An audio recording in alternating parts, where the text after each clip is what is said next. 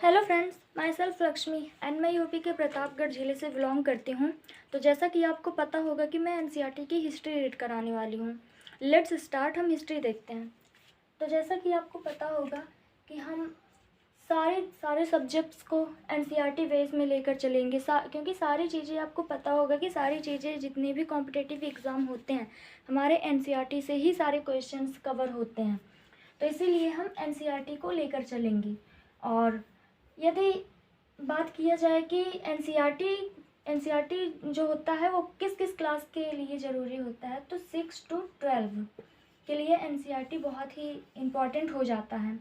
और बात करें अगर एनसीईआरटी के सब्जेक्ट्स यानी विषय के बारे में, एनसीईआरटी के विषय क्या क्या होते हैं, सब्जेक्ट्स क्या क्या होते हैं, तो 5 सब्जेक्ट्स विषय होते हैं। पहला इतिहास,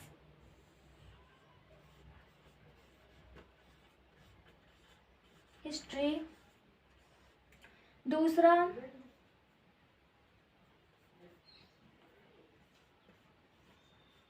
राजनीतिक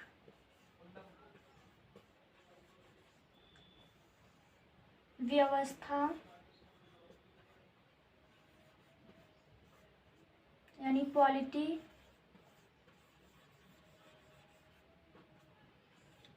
चौथा 1 2 3 भूगोल। आप इसको नोट करते चलिएगा। भूगोल, जियोग्राफी,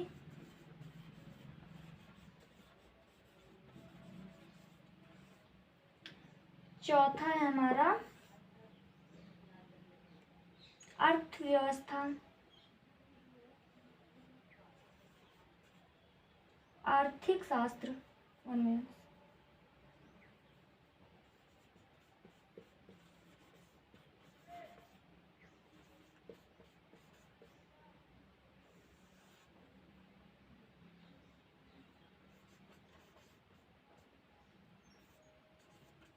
इकोनॉमी,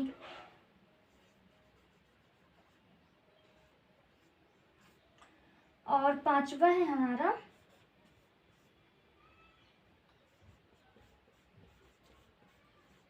सामान्य विज्ञान।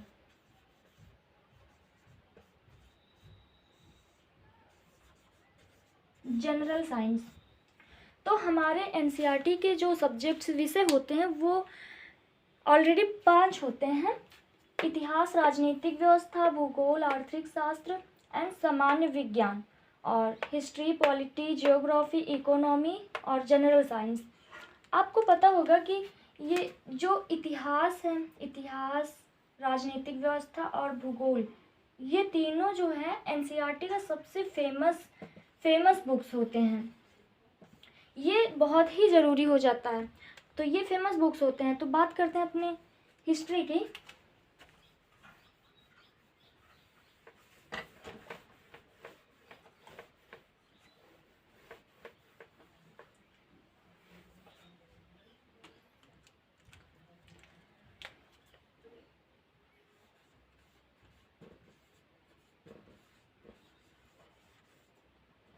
इतिहास,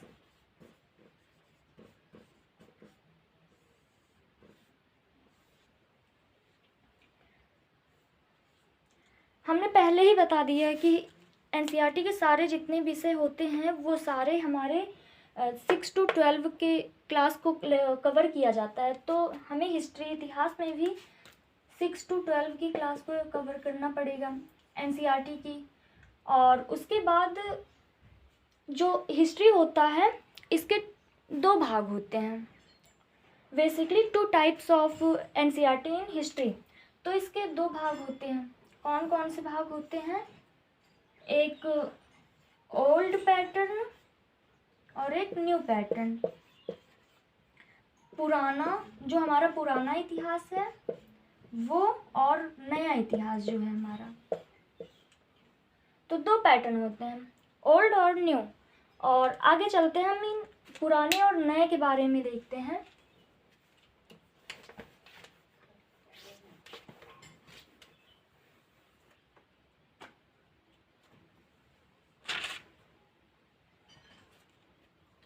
हम यहाँ लिख दें 6 to 12, 6 to 12। अब देखते हैं इसका पैटर्न, इतिहास के भाग को देखते हैं कितने भागों में बांटा गया है। एक होता है ओल्ड,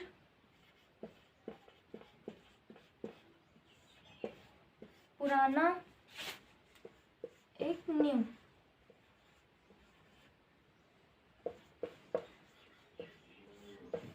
नया। अब देखेंगे, अब सारे पैटर्न्स, दोनों पैटर्न्स को हम लाइन बाय लाइन लिखेंगे। 6, 7, 8, 9, 10, 11 and 12, same as 6, 7, 8, 9, 10, 11, 12।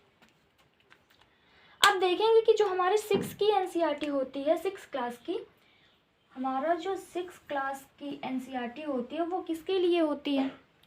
तो वो एशियंट, प्राचीन इतिहास के लिए होती है। प्राचीन इतिहास यानी एशियंट, एशियंट हिस्ट्री के लिए होती है। और जो 7th क्लास की एनसीईआरटी होती है वो हमारा मध्यकालीन, मध्यकालीन यानी मेडिवल,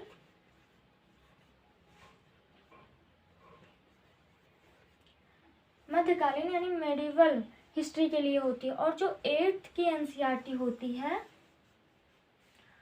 वो हमारा आधुनिक,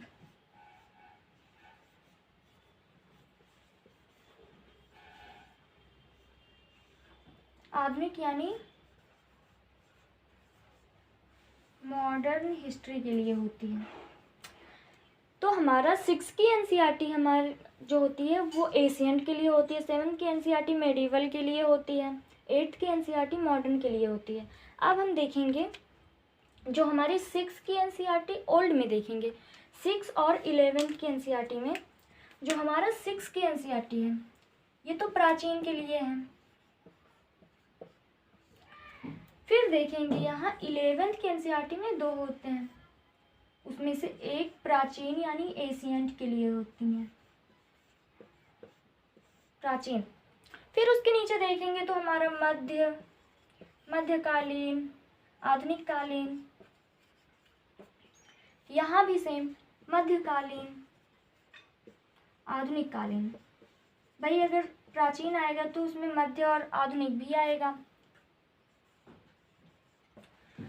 तो हमारा ओल्ड जो हुआ वो ख़त्म हुआ। अब हम न्यू में चलते हैं। न्यू हिस्ट्री जो है हमारी, अगर हम न्यू में देखें तो जो 6 की क्लास है, अगर 6 से जैसे जैसे जैसे जैसे नीचे आएंगे इसका जो पैटर्न होता है वो बढ़ता जाता है, पैटर्न जो होता है वो बढ़ता जाता है।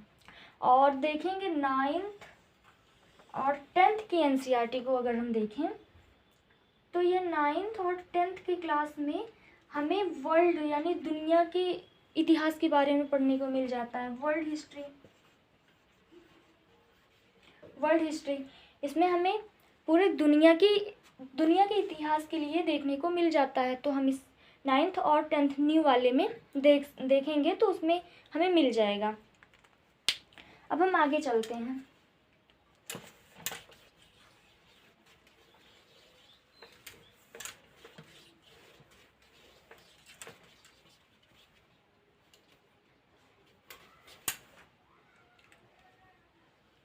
अगर हम बात करें कि हमारा जो इतिहास है इसकी स्टार्टिंग कब हुई, इसकी शुरुआत कब हुई,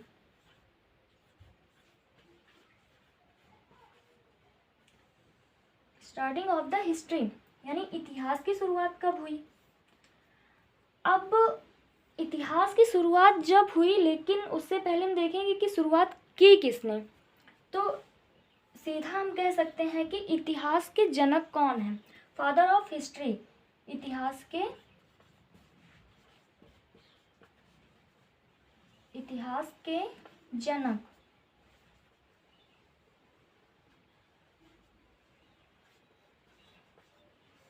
इतिहास के जनक कौन है? दुनिया का एक ऐसा पहला व्यक्ति जिसने इतिहास के बारे में कुछ पहली बात इतिहास के बारे में रखी, जिसका नाम है हेरोडोटस।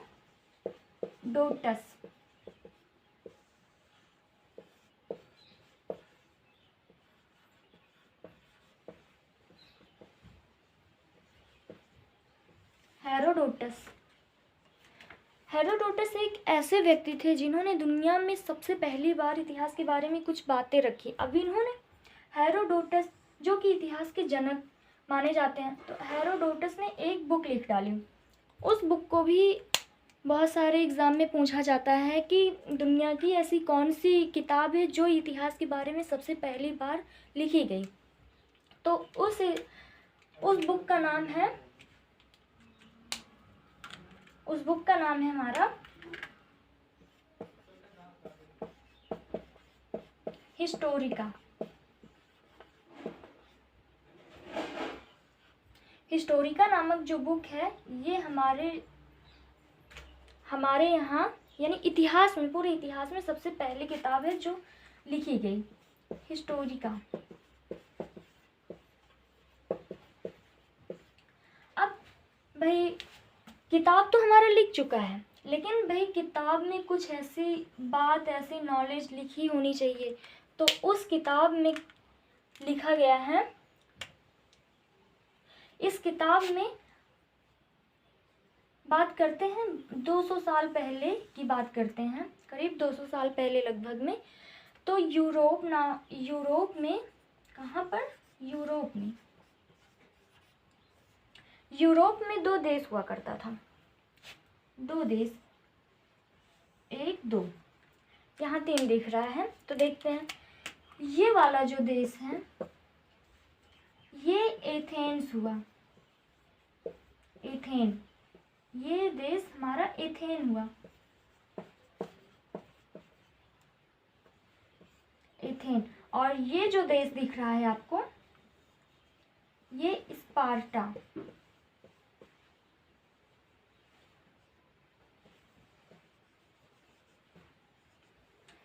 इस देश को स्पार्टा कहते हैं। जो बीच वाला हमारा गैप दिख रहा है, ये जो क्षेत्र है, ये क्षेत्र, इस क्षेत्र का नाम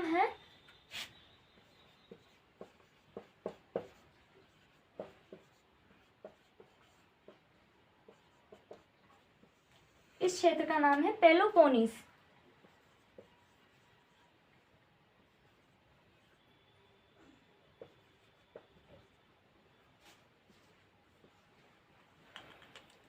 हिस्ट्री की शुरुआत हमारी कब हुई? हिस्ट्री की शुरुआत हमारी कहाँ से हुई? तो हेरोडोटस से हुई, जो कि इतिहास के जनक हैं। हेरोडोटस ने हिस्टोरिका नामक एक किताब लिखा। अब उस किताब में यूरोप के बारे में लिखा गया है जानकारी, जो कि यूरोप में जो है दो देश हैं। 2 देश के बीच में एक पेलोपोनीस नामक एक देश है। तो एथेंस और स्पार्टा, ये दोनों देशों के बीच में बहुत बड़ा युद्ध हुआ। और किसके लिए हुआ? पेलोपोनीस नामक देश के लिए हुआ। तो इसको आप नोट कर लीजिए, आगे देखते हैं इसके बारे में।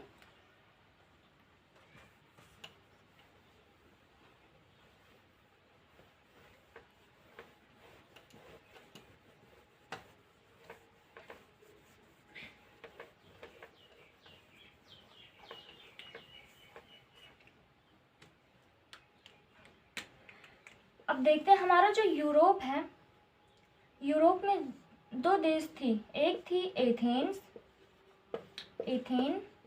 एक थी स्पार्टा।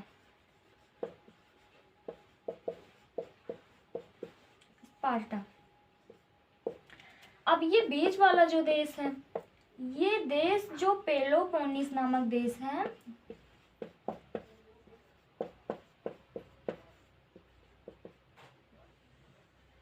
इस देश में इन दोनों के बीच में बहुत बड़ा युद्ध हुआ। युद्ध के दौरान उस युद्ध का नाम क्या रखा गया? उस युद्ध का नाम रखा गया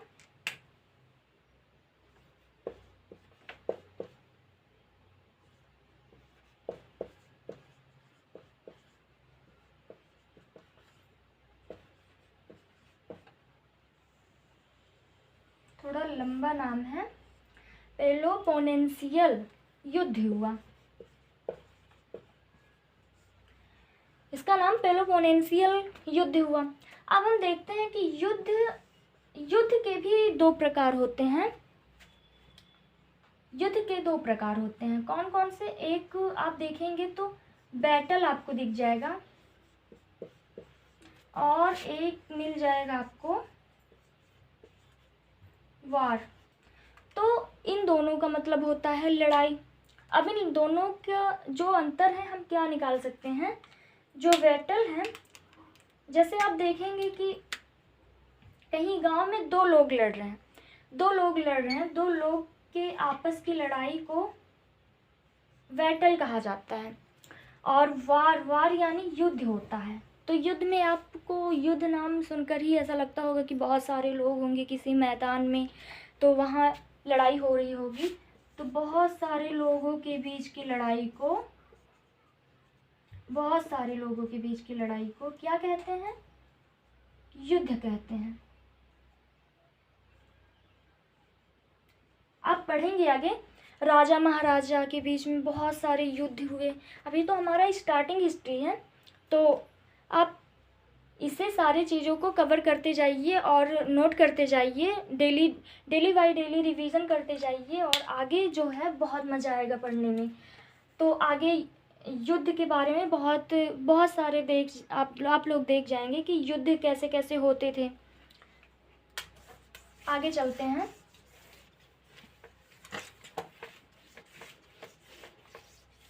हमारे जो इतिहास है, हमारा इतिहास के जनक आपको पता चल गया होगा, हेरोडोटस हैं।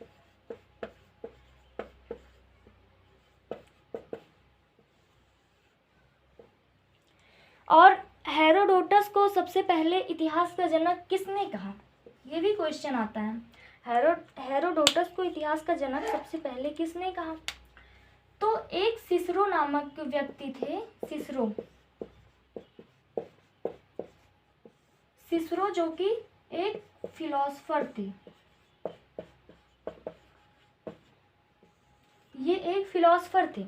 इन्होंने सबसे पहली बार हेरोडोटस को इतिहास का जनक माना।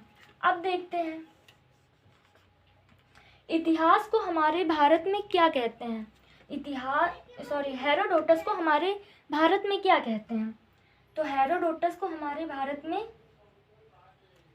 हेरोडोटस के नाम की जगह पर कुछ अलग नाम दिया हमारे भारत के लोगों ने, जिसका नाम है हरिदत्त। हमारे भारत के लोगों ने हेरोडोटस को हरिदत्त नामक एक नाम दिया। ये हरिदत्त नामक नाम कहाँ से लिया गया है? ये संस्कृति से लिया गया है। हरिदत्त नामक नाम, ये हरिदत्त जो नाम है वो संस्कृति से लिया गया है। तो हमारे भारत के लोगों ने हेरोडोटस को हरिदत्त नाम से पुकारा। और आगे चलते हैं।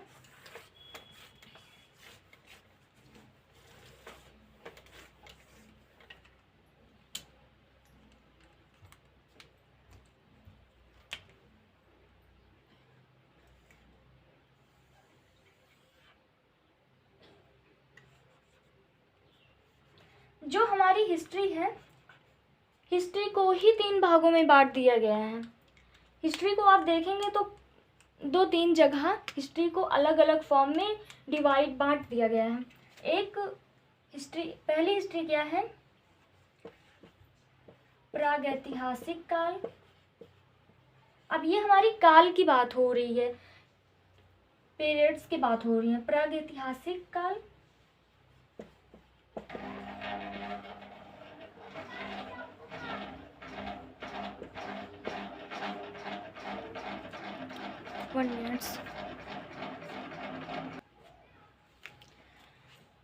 जो हमारी हिस्ट्री है, ये हमारे हिस्ट्री का जो काल होता है, हिस्ट्री के कितने काल होते हैं? तो हिस्ट्री के 3 काल होते हैं, एक प्रागैतिहासिक काल और एक आध ऐतिहासिक काल,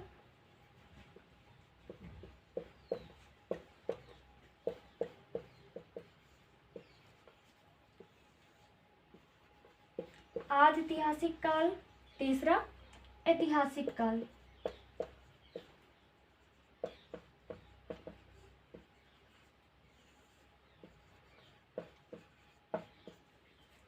प्रीहिस्टोरिकल,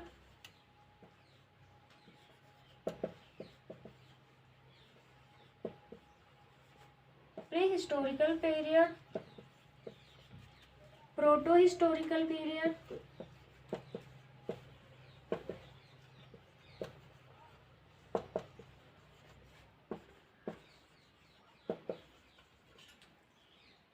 हिस्टोरिकल पीरियड।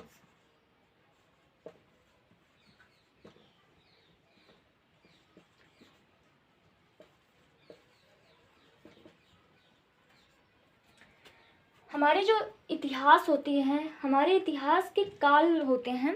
काल यानी समय, काल का मतलब हो गया समय, देख सकते हैं। हमारे इतिहास का काल जो होता है उसको 3 भाग में बांटा गया है। एक प्रागैतिहासिक काल, प्रीहिस्टोरिकल पीरियड, आध ऐतिहासिक काल, प्रोटोहिस्टोरिकल पीरियड, ऐतिहासिक काल यानी हिस्टोरिकल पीरियड। तो आप लोगों ने आज इतिहास के कुछ इन्फॉर्मेशन देखे और इसको आप अच्छे से कवर करते रहिए, रिवीजन करते रहिए, और मैं उम्मीद करती हूँ कि आपको अच्छे से समझ में आया होगा। जो भी कोई प्रॉब्लम लगे आप लोग कमेंट बॉक्स में लिख दीजिएगा। Thank you. आज की क्लास यहीं एंड करते हैं। धन्यवाद।